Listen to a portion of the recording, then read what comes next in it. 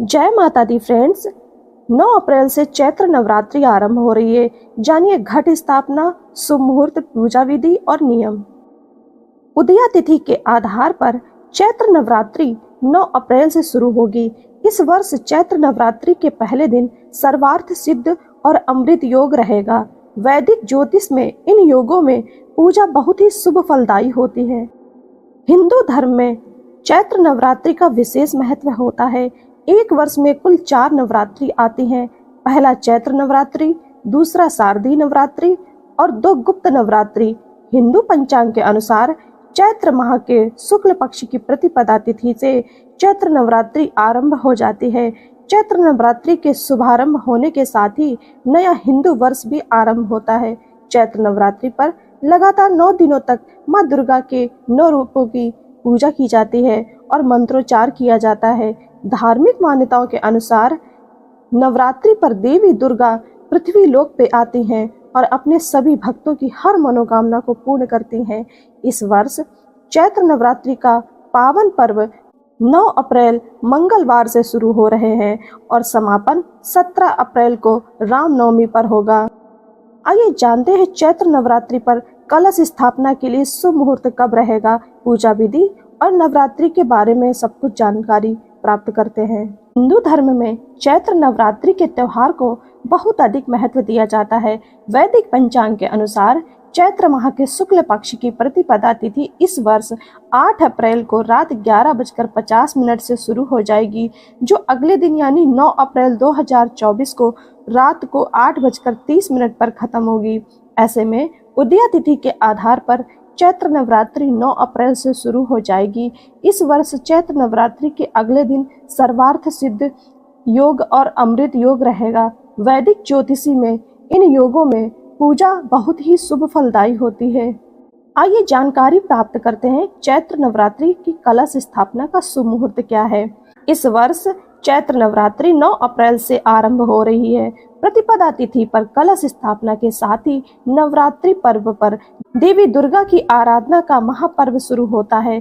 नवरात्रि के पहले दिन यानी चैत्र शुक्ल पक्ष प्रतिपदा तिथि पर शुभ मुहूर्त को ध्यान में रखते हुए करना शुभ माना जाता है। वैदिक पंचांग की गणना के मुताबिक 9 अप्रैल को सुबह 7:32 तक पंचक रहेगा, यानी पंचक के समाप्त होने के बाद घट स्थापना करना शुभ रहेगा।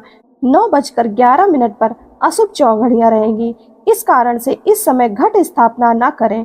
पंचांग की गणना के मुताबिक शुभ चौघड़ियां 9:12 से 10:47 तक रहेंगी। ऐसे में शुभ मुहूर्त में कलश स्थापना कर सकते हैं। 9 अप्रैल को कलश स्थापना के लिए सबसे अच्छा मुहूर्त 11:57 से 12:48 तक रहेगा, क्योंकि यह अभिजीत मुहूर्त है।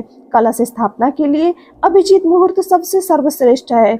इसके अलावा इस समय वैधृत योग और अश्विनी नक्षत्र का संयोग भी रहेगा। ऐसे में घट स्थापना, पूजा का संकल्प लेना और मंत्रों का जाप करना शुभ फलदायी रहेगा। फ्रेंड्स, आइए जानते हैं कि चैत्र नवरात्रि कलश स्थापना पूजा विधि। आइए जानते हैं चैत्र नवरात्रि कलश स्थापना की पूजा विधि।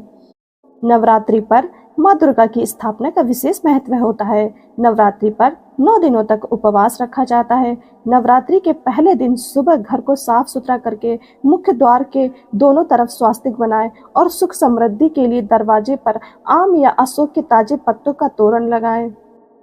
इस दिन सुबह स्नान आदि करके माता दुर्गा की मूर्ति या तस्वीर को लकड़ी की चौकी या आसन पर स्वास्तिक का चिन्ह बनाकर स्थापित करना चाहिए। माँ दुर्गा की मूर्ति के बाईं तरफ श्री गणेश की मूर्ति रखें। उसके बाद माता के समक्ष मिट्टी के बर्तन में जौ बोएं। जौ समृद्धि व खुशहाली का प्रतीक माने जाते हैं। माता रानी की आराधना के समय यदि आपको कोई भी मंत्र नहीं आता हो तो केवल दुर्गा सप्तशती में दिए गए नवार्ण मंत्र ओम ऐं ह्रीं क्लीं चामुंडाय विच्चे से पूजा कर सकते हैं व यही मंत्र पढ़ते हुए पूजन सामग्री अर्पित करें। देवी को श्रृंगार का सामान और नारियल और चुन्नी जरूर चढ़ाएं। देवी माँ की पूजा में शुद्ध देसी घी का अखंड दीप जलाएं। फ्रेंड्स, आइए जानते हैं कि चैत्र नवरात्रि पर क्या करें और क्या ना करें।